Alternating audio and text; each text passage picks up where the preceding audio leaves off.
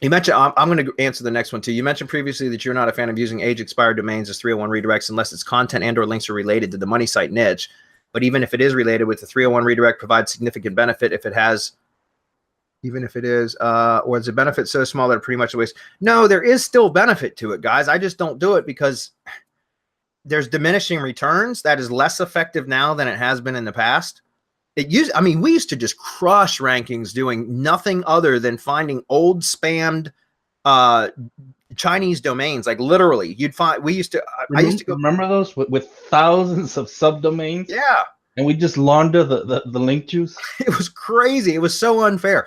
Yeah, I mean, I would go look at what is it, expiredomains.net, and I would go to the closeout tab, which would be like you could pick up domains that went through auction and never got picked up, and so they were basically like dropped or closed out or whatever, and you could get them for like sometimes $5 or $8, and like I would find stuff that was like spam to death, and it would be tens of thousands of subdomains on Chinese like domains.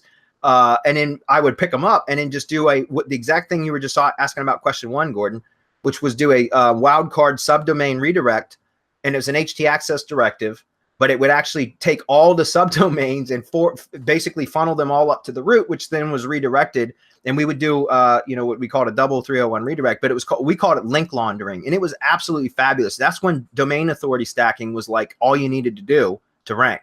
And it was crazy because I would take a brand new domain that I just registered, 0 domain authority, and within 1 Moz cycle refresh where they would update metrics, I could pump it to 42, 45 domain authority. Like it's absolutely insane. But, that kind of stuff doesn't really work so much anymore. If it's really relevant, it will help a lot. But if you're just trying to manipulate metrics, I found that that really doesn't help unless you have an incredibly powerful domain. It's more about relevancy now than it is just about metrics. I can tell you that from our testing anyways. All right. So again, I wouldn't recommend that. There's so many other ways that you can get better results than just buying 301 redirects. If you can find domains to 301 redirect, if you can find a really good domain that's topically relevant, that has good metrics, then yeah, you could do it. But I still recommend that you don't point directly to your money site. If you're going to do like 1 redirect, that's fine. But when you start doing multiple redirects to a money site, that starts to look, a bit suspicious. And so I don't recommend that. If you're going to be doing that, then set up like a simple HTML page that you can host on an Amazon S3 bucket and just have 1 external link within the content. So it's a contextual link. And then you point your 301 redirects to that HTML page.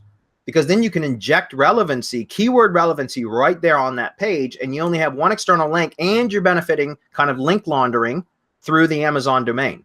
If that makes sense, right? So you're protecting your money site that way. All right.